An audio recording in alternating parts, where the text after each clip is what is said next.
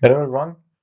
Today we want to discuss about the circuit theories, the basics on the voltage, current, and power, and the concept for the DC and AC systems.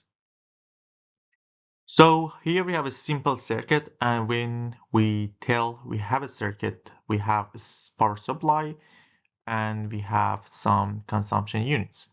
So here assume that we have a battery, and the other side we have a resistor.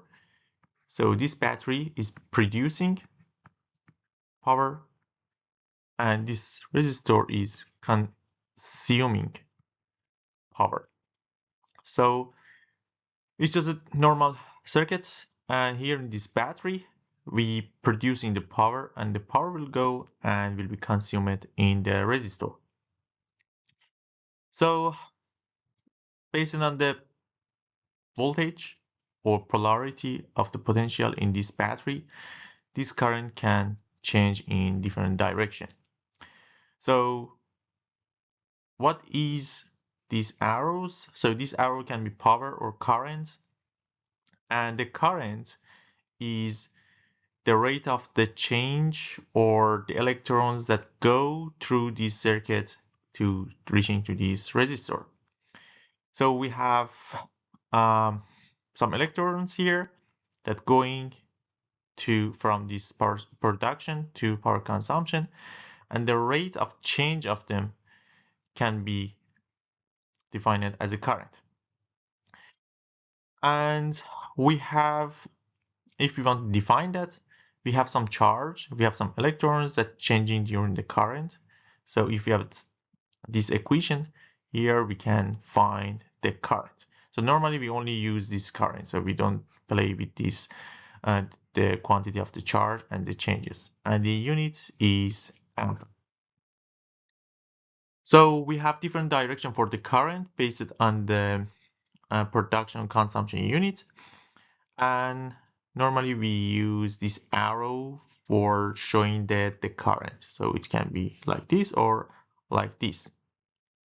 And for example, here I1 is the flow of the electric charge from the terminal A to terminal B. And the I2 is the current of the current or the charge from terminal B to terminal A. So this one and this one, the magnitude is same, but the polarity is different. So I1 is equal to minus I2. We have normally two current, voltage, or power type. The first one is DC, and the second one is AC. So what is DC? DC power, DC current is a current that is completely constant over time. So if we have I here in ampere and time in second, is always constant. For example, it's 2, 3. This is the same thing that you have in, I don't know, TV remote or something like that. And we have AC. AC current is changing over time. This is the same current that you have in the plug of home, for example, is AC system, and it's changing over time. So we have different reasons for that from beginning. And this is the equation. So I is equal to 1 magnitude sinus omega t, and here is the frequency and the time. So here is producing or defining the current. For example, if we have 50 hertz, is meaning that we have one current like this, and from here to here is one time, and after that again it will be repeated. So 50 hertz meaning that we have this definition, we have this equation, and 50 hertz is this F. So 1 divided by 50 will be 20 millisecond. So it's meaning that from here is 0, so here is 20 milliseconds, here is 10 milliseconds, and here it will be repeated again.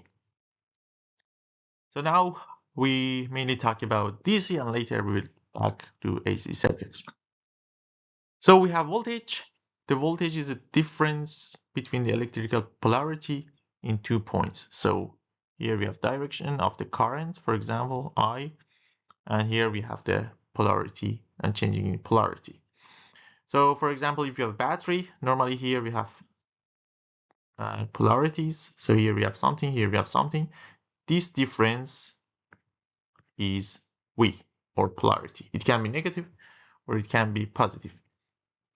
For example, assume that we have a tank. The tank water is a voltage, and so battery has a voltage. And then if you open the valve, it will be something like current. Then we have a power. The power is defined as a multiplication of the voltage to current. So V multiplied to I is power, and unit is watt. So if you have, for example, voltage of 12 volt, something like battery, and if you have a current of, for example, 1 amp, then you will have 1.2 watts as the power production. So we have polarity of the voltage and the current like this. If we have this polarity, so the current is going from the positive point, then this unit is a receiver. If the current go out from the positive side, this is a power supply unit. And we have energy, the thing that you see, for example, in the bill for the electricity of the home, they say that okay, the power consumption is 10 kilowatt hour. So this is power, this is time. So if you multiply the power to time, you will have the energy. So power to time. And the unit is joule or kilowatt hour, watt minute, watt second, anything. So here we have an example. Here assume that we have this unit. Current go inside of the to the positive side, so is a consumer.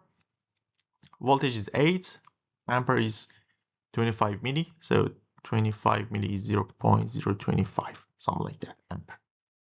So if you want to find the energy consumption in 10 milliseconds, first we should find the power.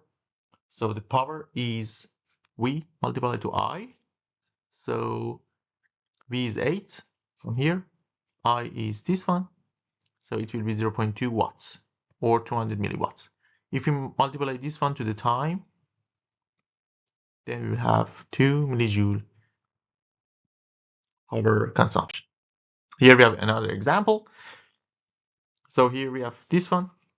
How we can find this is a receiver generation unit. So this go to the positive. So this is power consumption unit. Here we have another example. So we have 3 units. First one, which of these devices supply 12 watts?